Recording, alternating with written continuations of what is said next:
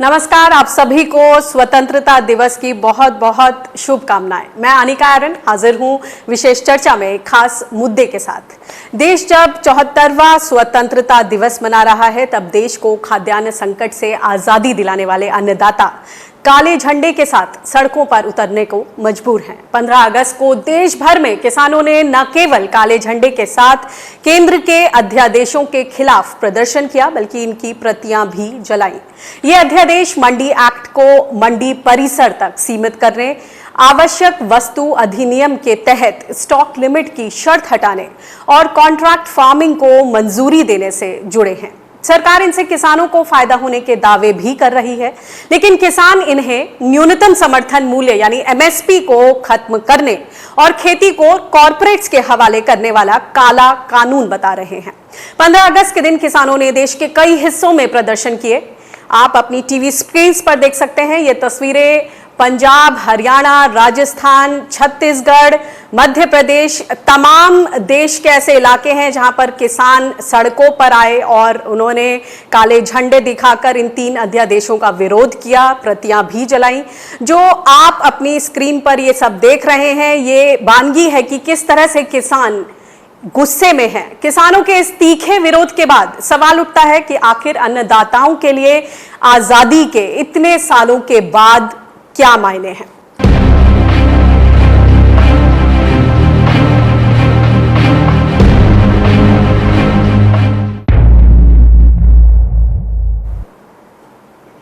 इस मुद्दे पर बातचीत करने के लिए हमारे साथ खास मेहमान भी मौजूद हैं। हमारे साथ भारतीय किसान यूनियन राज्यवाल के प्रधान बलबीर सिंह राज्यवाल जी हैं, भारतीय किसान मोर्चा के उपाध्यक्ष नरेश सिरोही जी हैं और राष्ट्रीय किसान मजदूर महासंघ के प्रवक्ता अभिमन्यु कोहाट जी। आप तीनों ही मेहमानों का बहुत बहुत स्वागत है। चर्चा को आगे बढ़ाने से पहले सुनते हैं कि इन कानूनों को लेकर लाल किले की प्राचीर से प्रधानमंत्री मोदी ने क्या कहा।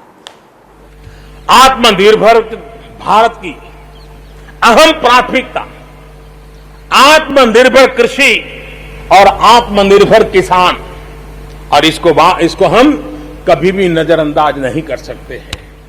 किसान को पिछले दिनों हमने देखा है, एक के बाद एक रिफॉर्म आजादी के इतने सालों के बाद किए गए हैं।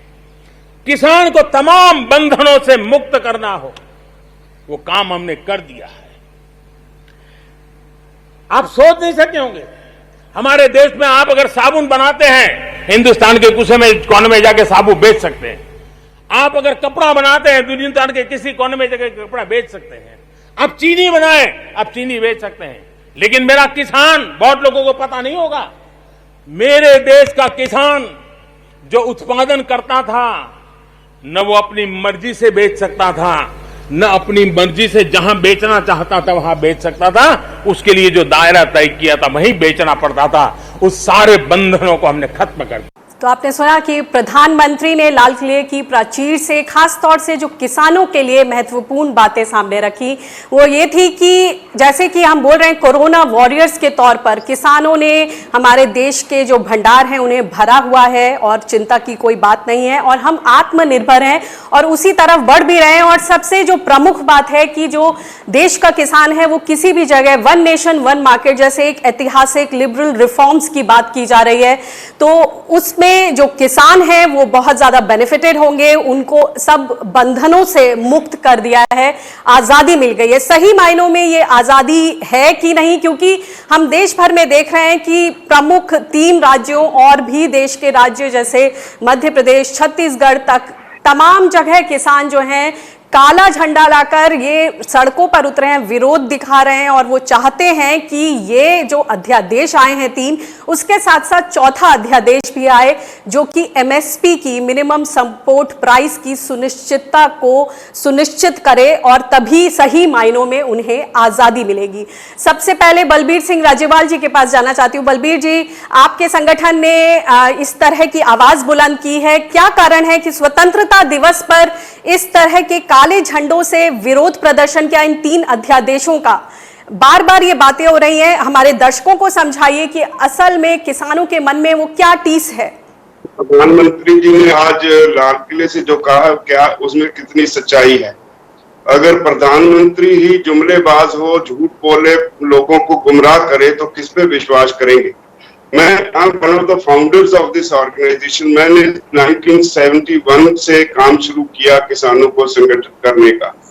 1974 में जोनल रिस्ट्रिक्शंस हुआ करती थी, हम अपनी फसल पंजाब से बाहर नहीं ले जा सकते थे, तो हमने जून तोड़ू मोर्चा उस वक्त लगाया। हम 5 किलो गेहूं उठा के हिमाचल की तरफ, रोपड़ से आगे नालागढ़ की तरफ जाते थे, तो पुलिस हमें पकड़ के हमारे ऊपर बीट स्मगलिंग का केस बनाती थी, तो हम 40 दिन जेल में भेजे जाते थे। 1450 किसान जेल यात्रा करके आया, 2 किसान शहीद भी हुए। उन्हीं दिनों हमने जस्टिस कुलदीप सिंह उस वकील बन के आई थे, उनको वकील किया और पंजाब हरियाणा हाई कोर्ट में डाली। उस रिट का फैसला नवंबर 1976 में हुआ। माननीय हाई कोर्ट ने कहा कि किसान जो मिट्टी से मिट्टी होके पैदा करता है, सरकार को कोई अधिकार नहीं, वो उस पर किसी तरह की कोई पाबंदी नहीं लगा सकती। वो अपनी फसल जहां चाहे, जितनी चाहे, जब चाहे वो जाके बेच सकता है। तो उसके बाद 1977 में जनता पार्टी की सरकार आई और उसका पहले ही पार्लियामेंट के इजलास में ये रेजोल्यूशन किया गया कि सारे देश का एक जोन होगा। और साहब जगदेव सिंह तलवंडी श्रोमणी अकाली दल के प्रेसिडेंट थे, लुधियाना से मेंबर पार्लियामेंट थे। पार्लियामेंट से निकलते वक्त तुरंत उन्होंने हमें बधाई दी कि यूनियन वालों आपका मोर्चा फतेह हो गया। तो उस वक्त से आज तक हम देख रहे हैं कोई कहीं पाबंदी नहीं। पंजाब का किन्नू बेंगलोर भी जाता है, कलकत्ता भी जाता है। हम अपनी सब्जी आजादपुर मंडी में दिल्ली लाके बेचते हैं, हमारी पहुंच वहां तक ही है। कोई किसान बॉम्बे ले जाके तो बेच नहीं सकता। लेकिन पंजाब का आलू, पंजाब के जो आलू उत्पादक हैं, उन्होंने साउथ में अपने कोल्ड स्टोर बना रखे हैं, वहां जाके स्टोर करते हैं, आराम से बेचते हैं। मध्य प्रदेश से केला, संतरा, प्याज सारे देश में बिकता है, कोई पाबंदी नहीं। पिछले 3 साल पहले पंजाब में बिहार से पैडी 1100 रुपए पहुंच गई, सरकार ने ट्रक पकड़े, इसका मतलब कोई पाबंदी नहीं। पिछली जो पैडी की क्रॉप थी यूपी से 1000 में, क्योंकि वहां मंडी नहीं है, 1000 में खरीद। यानी कुल मिला के आपका कहना है कि पहले से ही ये आजादी मौजूद थी, फिर इसको इस तरह से क्यों प्रोजेक्ट किया जा रहा है, ये पूरा नैरेटिव क्यों बिल्डअप किया जा रहा है कि अब जाके किसान इन बंधनों से मुक्त हो गए हैं? इस झूठ को सच बनाने में लगी हुई है। मुझे अफसोस से कहना पड़ रहा है कि बीजेपी का एक नारा यही है कि झूठ बोलो, झूठ बोलो, झूठ बोलो, इतना झूठ बोलो कि वो सच बन जाए। और ये जब पाबंदी है ही नहीं, अब भी बिहार से मक्का आता है तो पंजाब में मक्का जो है वो मंदी हो जाती है। इस बार आपका पॉइंट आ गया बलबीर जी। मैं नरेश सिरोही जी से इस पर प्रतिक्रिया लेना चाहूंगी। नरेश जी, आपकी क्या प्रतिक्रिया है ये जो 3 अध्यादेश हैं इनको लेकर, जिस तरह से बलबीर सिंह राजेवाल जी का कहना है कि ये आजादी तो पहले से मौजूद थी, फिर इस तरह से ये नैरेटिव क्यों गढ़ा जा रहा है कि अब तक इस तरह की चीजें नहीं हुई और अब जाकर इस सरकार ने इस तरह के रिफॉर्म्स कर दिए जो पहले कभी नहीं हुए? देखिए अनिका जी, राजेवाल जी बिल्कुल ठीक कह रहे हैं कि बहुत संघर्ष इस मामले में हुआ और हम लोगों ने खुद उत्तर प्रदेश से, जब टिकैत साहब के साथ में था, तब हमने ये बैरियर तोड़ा था और गिरफ्तारी दी थी कि हमारा गेहूं जो है उत्तर प्रदेश का दिल्ली में जाके बिकना चाहिए। तो बीच में उसमें डील हुई, लेकिन राज्यों की मर्जी के ऊपर डिपेंड है कि राज्य समय समय पे उस पर कहीं ना कहीं पाबंदी लगाते रहते थे। और अभी भी उत्तर प्रदेश का धान कई बार नरेला मंडी में बेचने में भी हमको बहुत समस्या आती थी। तो ये एक बहुत क्लियर हो गया है कि आप कहीं भी बेच सकते हैं। इसमें समझता हूं कि किसानों का कोई नुकसान तो नहीं है बिल्कुल भी। अगर ये स्पष्टता हो गई है कि केंद्र सरकार उसको बिल्कुल फ्रीली कर रही है, तो राज्य सरकारों पे ये दबाव बनेगा कि हम कहाँ जहां चाहे वहां बेच सकते हैं, कोई राज्य सरकार उस पर पाबंदी नहीं लगा सकता। नहीं तो राज्य सरकार भी उसमें बहुत अड़ंगे खड़ा करता था। और अभी भी पिछली दिनों हमारे वीएम सिंह जी का गेहूं पड़ा था दिल्ली में, वो हरियाणा बेचने में बहुत समस्या हुई थी। आपने तो वो प्रोग्राम किया था, किस तरह से हम लोग पूरे दिन लगे रहे, परेशान रहे उसमें। तो इस तरह से ये बहुत क्लियरिटी हुई है, इसमें कोई बुराई नहीं है, मैं समझता हूँ। और इसमें किसान का कोई नुकसान नहीं। नरेश जी, बुराई कोई नहीं है, लेकिन जिस तरह से जो किसान हैं उन्हें ये आश्वासन चाहिए, उनका बार बार ये तर्क सामने आ रहा है कि जो किसान, ज्यादातर 85% हमारे किसान छोटे हैं, उनकी वो क्षमता नहीं होती कि वो अपनी जो उपज है उसको उठाकर किसी दूसरी जगह पर जाएं। तो उस लिहाज से ये कितना मुश्किल काम है अगर छोटे किसानों की बात सोचे, और क्या ये व्यवहारिक है उनके लिए? मेरा कहना ये है कि जो बहुत छोटा किसान है वो तो बेचारा शहर तक भी नहीं जाता।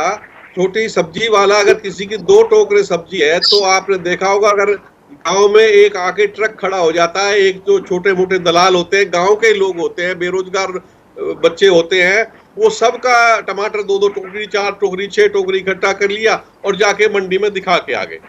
तो ये तो इसमें मैं समझता हूं कि छोटा किसान तो नहीं जाएगा, लेकिन जिस तरह से फ्री किया है, मैं ये आश्वासन दे सकता हूं सरकार की तरफ से कि निश्चित रूप से इसमें किसान का कोई नुकसान नहीं होगा।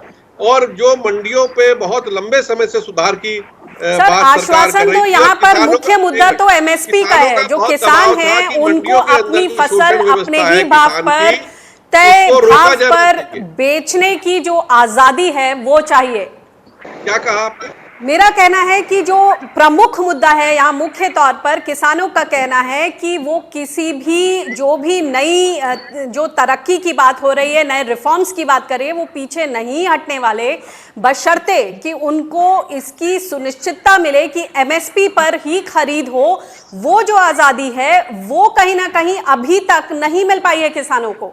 अपने ही तय जो भाव है, जो एमएसपी तय होती है, उस भाव पर फसल की खरीदी, ये जो आजादी है, हम स्वतंत्रता दिवस की बात कर रहे हैं, आज के दिन ये बहुत महत्वपूर्ण हो जाता है किसानों के लिए। ये आश्वासन, ये बात बिल्कुल ठीक है कि किसान को एमएसपी से नीचे रेट कहीं नहीं मिलना चाहिए, और ये कानून भी बनना चाहिए कि, और ये संज्ञेय अपराध घोषित होना चाहिए। जिस तरह से देश में नेक्सस बने हुए हैं और जैसे ही फसल आती है वो नेक्सस सक्रिय हो जाते हैं और किसान का भाव नीचे करते हैं। इसमें एक जो आवश्यक वस्तु अधिनियम पे जो छूट की गई है, मैं कहता हूं कि इससे थोड़ा बहुत इसमें जरूर राहत मिलेगी, क्योंकि हमारी मान लो 10 करोड़ टन गेहूं आई तो 1 से 1.5 महीने के बीच में आती है वो। उस समय व्यापारी की जो लिमिट है 1000 टन है, तो वो इससे ज्यादा नहीं खरीद सकता। अगर ये लिमिट हटा दी जाएगी और ज्यादा लोग खरीद पाएंगे तो मैं समझता हूं किसान की जो उत्पाद है वो उस समय ज्यादा बिक्री हो पाएगी। इसका भी विरोध मैं समझता हूं कि कोई कहीं ना कहीं इसमें कोई शंकाएं ऐसी हैं जो गुमराह कर रहे हैं लोग, लेकिन ऐसा नहीं है, इससे कोई फर्क नहीं पड़ेगा। भले किसान, आइए सुनते हैं जो आपने ये बात बोली है, इस पर हमारे पास कुछ किसानों ने अपनी बाइट्स भी भेजी हैं, हम समझते हैं कि आखिर उनकी क्या शंकाएं हैं। और जैसे कि आप कह रहे हैं कि कुछ लोग भ्रमित कर रहे हैं, पहले उनका तर्क, उनका जो पॉइंट ऑफ व्यू है उसको समझने की कोशिश करते हैं। मैं आज भाषण जी सुन रहा सी भी आत्मनिर्भर बनो, ठीक है मोदी जी, ਅਸੀਂ आत्मनिर्भर बनने ਨੂੰ बिल्कुल तैयार है। ਅੱਜ ਭਾਰਤ ਦਾ ਕਿਸਾਨ ਬਿਲਕੁਲ ਆਤਮਨਿਰਭਰ ਹੈ। ਤੁਸੀਂ ਕਿਸਾਨ ਨੂੰ ਇੱਕ ਮੌਕਾ ਦੇ ਕੇ ਦੇਖੋ। ਅਸੀਂ ਅੱਜ ਜੋ ਇੰਡੀਆ ਦੇ ਵਿੱਚ ਉਤਪਾਦਨ ਹੁੰਦਾ ਹੈ, गेहूं ਇੰਨਾ ਕੁ ਸਫੀਸ਼ੀਐਂਟ ਹੈ ਕਿ ਅਸੀਂ ਪੂਰੇ ਇੰਡੀਆ ਦਾ ਪੇਟ ਭਰ ਸਕਦੇ ਹਾਂ। ਦਾਲਾਂ ਇੰਡੀਆ ਦੇ ਵਿੱਚ ਇੰਨੀਆਂ ਕੁ ਸਫੀਸ਼ੀਐਂਟ ਹੈ ਕਿ ਅਸੀਂ ਪੂਰੇ ਇੰਡੀਆ ਨੂੰ ਖਵਾ ਸਕਦੇ ਹਾਂ। ਤੁਹਾਨੂੰ ਇੰਪੋਰਟ ਕਰਨ ਦੀ ਕੋਈ ਲੋੜ ਨਹੀਂ। एक भंडारण का कानून भी लागू किया है जिसमें प्याज, आलू ऐसी चीज़ों का भंडारण किया जा सकता है और आप फसलों का भंडारण किया जा सकता है। और आप सभी समझते होंगे कि किसान इतना पैसे वाला नहीं है कि वो आलू, प्याज या किसी भी अनाज का भंडारण कर सके। कहीं ना कहीं इस पे सरकार की नीयत खराब है, जो व्यापारी कॉर्पोरेटों को लाभ पहुंचाना चाहती है। किसानों का माल 1 रुपये 2 रुपये में खरीद के 50 रुपये और 100 रुपये में बेचेगी, इससे भी किसानों को नुकसान है। अंग्रेजों भारत छोड़ो का नारा बिहार की धरती चंपारण से महात्मा गांधी ने सूट उतार के लंगोट पहन करके कृषक के भेष में देश को जगाने का काम किया। मोदी जी ने 3 काला अध्यादेश को लाने का काम किया है, जिसको सूबे देश के तमाम राज्यों के किसान विरोध कर रहे हैं। सवाल उठाना हम चाहते हैं आदरणीय मोदी जी से कि आप कॉरपोरेट को बढ़ावा क्यों देना चाहते हैं, क्या कृषि को आप खत्म करना चाहते हैं? इस सवाल पर बिहार के किसान निश्चित रूप से अंग्रेजों को भगाने का काम किया है, आपको भी हम भगाएंगे। तो कहीं ना कहीं ये शंका है कि कॉरपोरेट्स को फायदा पहुंचाने के लिए ये 3 अध्यादेश लाए गए हैं, और खास तौर से अगर इन तीनों को एक साथ मिला दिया जाए तो वो बहुत कहर ढा सकते हैं। एसेंशियल कमोडिटीज एक्ट की बात कर रहे थे नरेश सिरोही जी। सीधे जाना चाहती हूँ एक बार अभिमन्यु कोहाड़ जी के पास। अभिमन्यु, आपका किस तरह का व्यू है? अगर हम बात करें कि जो भंडारण की जो स्टॉक लिमिट है अब वो हट गई है, जो किसान है उनका कहना है कि उनके पास तो इतनी कुव्वत ही नहीं है, इतनी क्षमता ही नहीं है कि वो अपने उपज को भंडारण में रखें या उस तरह के किराए दे पाए, तो इसका अंततः जो व्यापारी हैं उनको फायदा पहुंचेगा। और दूसरा पक्ष नरेश सिरोही जी ने रखा, आप क्या मानते हैं? देखिए, इसमें अनिका जी, सबसे पहले मैं सभी देशवासियों को स्वतंत्रता दिवस की हार्दिक शुभकामनाएं देना चाहूंगा। जो एक सवाल आपने उठाया कि भाई जो एसेंशियल कमोडिटी एक्ट है उसमें अभी सरकार ने बदलाव किया है, तो जो ये फ्री मार्केट लागू कर रही है, 1970-80 में यही पॉलिसीज वेस्टर्न कंट्रीज में लागू हुई थी फ्री मार्केट पॉलिसी के नाम पे। तो उसका नतीजा क्या आया, जरा हम ये समझ लें एक बार। फ्री मार्केट पॉलिसी अमेरिका और यूरोप में लागू होने से पहले वहां के किसानों को फाइनल रिटेल प्राइस का 40% मिलता था। मतलब जो फाइनल रिटेल प्राइस होता था उसमें से 40% किसानों के पास जाता था। जब वहां पे ये फ्री मार्केट पॉलिसी लाई गई तो उसके बाद किसानों को जो फाइनल रिटेल प्राइस का मिल रहा है परसेंटेज, वो मात्र 15% है। और ये बहुत सारी स्टेट हमारे पास मौजूद है, साबित करती है कि फ्री मार्केट पॉलिसी से वॉलमार्ट जैसी बड़ी बड़ी कंपनी को फायदा होता है, जो कॉन्ट्रैक्ट फार्मिंग करती है, लेकिन सुपर मार्केट सुपर स्टोर होते हैं, इनको फायदा होता है, किसानों को फायदा नहीं होता। और एक ये बात सही है, ये बार बार ये चीज हम उठा रहे हैं कि भाई एपीएमसी मंडियों में सुधार की आवश्यकता है, लेकिन सरकार सुधार की बजाय एपीएमसी मंडियों को बाईपास करने में लगी हुई है, एपीएमसी मंडियों को खारिज करने में लगी हुई है। हमारे सामने 2 एग्जाम्पल है जो हमें समझने चाहिए। एक एग्जाम्पल है तमिलनाडु का, तो दूसरा एग्जाम्पल है बिहार का। तमिलनाडु ने 1999 में एपीएमसी मंडियों में सुधार किया था और उझावर संथई मार्केट योजना शुरू की थी। वहीं दूसरी तरफ 2006 में बिहार ने एपीएमसी मंडियों को समाप्त कर दिया था।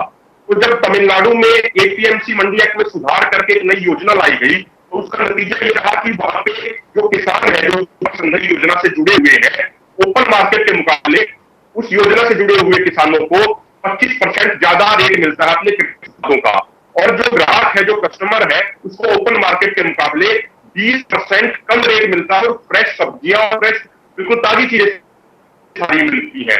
वहां पे तमिलनाडु सरकार ने ये किया कि उन्होंने एक मार्केट प्लेस बनाया और उसमें एक सख्त नियम बना दिया कि भाई वहां पे किसान भी जाकर अपना सामान बेच सकता है। प्रॉपर चेकिंग होती है कि किसान का खेत कहाँ है, उसने फसल लगाई हुई है नहीं लगाई हुई है, कभी वो कहीं से खरीद के तो नहीं बेच रहा है। प्रॉपर वेरिफिकेशन डॉक्यूमेंटेशन के बाद उसको मार्केट में एंट्री होती है।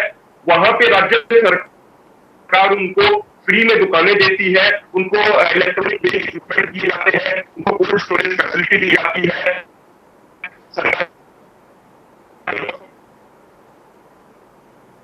जी जी, अभिमन्यु, आपकी आवाज में थोड़ा डिस्टरबेंस है, मैं चाहूंगी कि उसको ठीक करके मैं एक बार फिर से आपके पास आऊंगी। रजेवाल जी, बलबीर सिंह जी, आपके पास आना चाहती हूँ। ये जो सारी दिक्कतें पेश आ रही हैं 3 अध्यादेशों को लेकर, अब आपकी तरफ से क्या है प्रमुख मांग? एमएसपी की सुनिश्चितता हो तो उसके बाद ये सब ठीक रहेगा?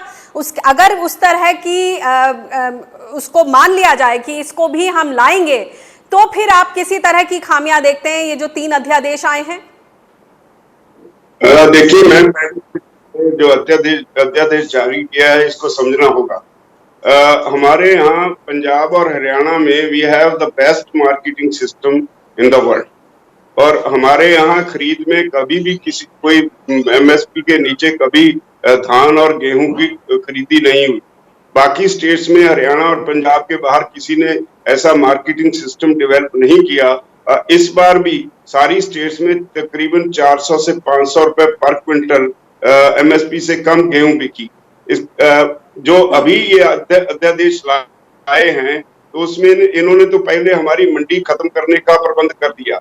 2 मंडियां होंगी, एक तो एपीएमसी एक्ट के अंडर जो पुराना सिस्टम है वो चल रहा है, वहां 8.5% टैक्सेस हैं। जो नया अध्यादेश आया है उससे कोई टैक्स नहीं, फ्री ऑफ टैक्स आप मंडी से बाहर कहीं भी किसी किसान के घर पे, खेत पे, मंडी के बाहर बैठ के कहीं भी खरीद सकते हो। और कमाल ये है, पहले जब कोई खरीदी में आता, इस बिजनेस में आता था, उसके सारे क्रेडेंशियल्स वेरीफाई करके तब उसको लाइसेंस मिलता था, कहीं भाग ना जाए, वो पकड़ा भी जाए। यहाँ अब तो ये कह दिया गया है कि उसको किसी लाइसेंस की जरूरत नहीं, वो एक अपने पैन कार्ड से या आधार कार्ड से चाहे लाखों क्विंटल गेहूं खरीद दे। और कमाल की बात ये भी है, अगर खरीदी के बाद वो पेमेंट ना करे, कोई झगड़ा हो जाए, तो आप कोर्ट में भी नहीं जा सकते। तो अगर जाएंगे भी तो एक एसडीएम के पास जाएंगे। बलबीर जी, मैं इस पर रिएक्शन लेना चाहूंगी नरेश सिरोही जी का। शुक्रिया इस पॉइंट को आगे रखने के लिए। नरेश जी, जो ये बात हो रही है कि मंडी शुल्क का जो डिफरेंस है, एक लेवल प्लेइंग फील्ड तो नहीं रखा गया है, तो फिर अल्टीमेटली तो जो मंडियां हैं, एपीएमसी मंडियां, वो तो नेचुरल डेथ हो जाएगी उनकी, क्योंकि वहां पर 8.5% जैसे पंजाब में बलबीर जी ने बताया, और बाहर जो है मंडियां, उनमें कोई शुल्क नहीं, तो एक लेवल प्लेइंग फील्ड पर ही तो बातचीत बनती है।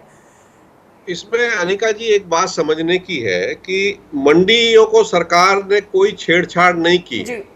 मंडी में कहीं कोई दिक्कत नहीं है, मंडी बदस्तूर जैसे काम कर रही है उसी तरह से करती रहेगी। अब किसान के पास 2 ऑप्शन होंगे, अगर कोई उससे मंडियों से अच्छा रेट उसको घर से खरीद के माल लेके जाता है तो ले जाए, उसमें कोई समस्या नहीं है, पैसे दे जाए और माल ले जाए। किसान ऐसा तो घर से ही तो अच्छा रेट नहीं मिल रहा है। कितने ही किसानों से बात की, वो कहते हैं कि जब एक बेंचमार्क ही नहीं होगा एमएसपी का, तो अच्छा रेट कहां से मिलेगा। और दूसरी बात, जो मंडी शुल्क में जो डिफरेंस है लगा दिया एपीएमसी ने, और इधर बाहर मंडियों में शुल्क नहीं लगेगा, तो अपने आप ही कंपटीशन कमजोर हो गया, लेवल प्लेइंग फील्ड नहीं दिया।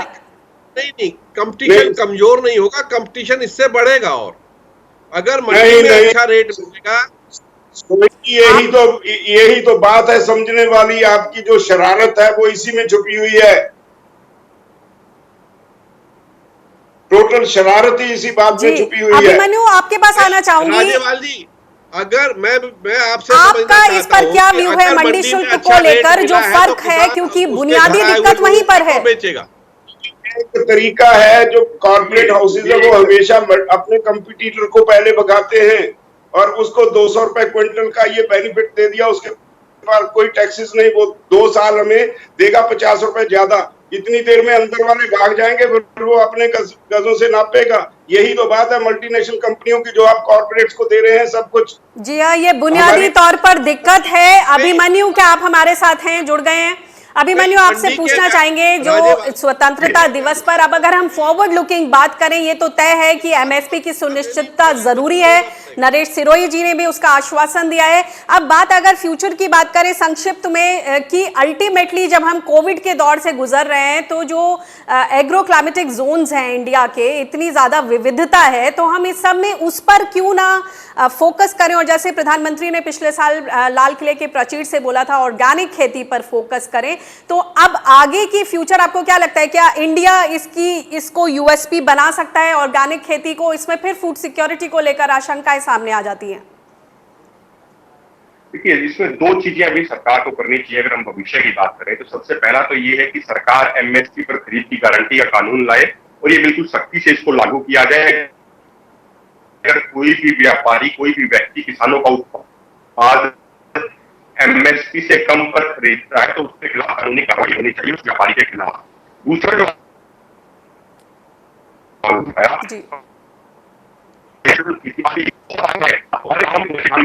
खेती कर रहे हैं, जो नेचुरल खेती कर रहे हैं, लेकिन उनके प्रोडक्ट को एक ब्रांड के तौर पे विकसित करना, ये तो सरकार की जिम्मेदारी, प्रशासन की जिम्मेदारी बन जाती है कि सरकार उनको प्रोत्साहित करे। लेकिन यहाँ पे आप देखिए अनिका जी, आपने इस विषय पे एक कार्यक्रम भी किया था पहले, जब 1 साल पहले सरकार ने ये कहा था कि भाई हम ऑर्गेनिक खेती को बढ़ावा देंगे, 0 बजट फार्मिंग का नारा दिया था प्रधानमंत्री जी ने, तो अब की बार इस बजट में उसकी कोई चर्चा ही नहीं थी। उस 0 बजट फार्मिंग का क्या हुआ, उसके लिए जो बजट अलोकेट करने की बात कही गई थी, वो कहाँ गया वो बजट, ये किसी को नहीं मालूम है। तो नारेबाजी तो बहुत होती है, जुमलेबाजी तो बहुत होती है, ग्राउंड पे कहाँ है? मैं आपको खुद बताऊं, हम नेचुरल तरीके से खेती करते हैं, कोई पेस्टिसाइड का इस्तेमाल नहीं करते, गाय का गोबर, गोमूत्र, सारी चीजें इस्तेमाल करते हैं।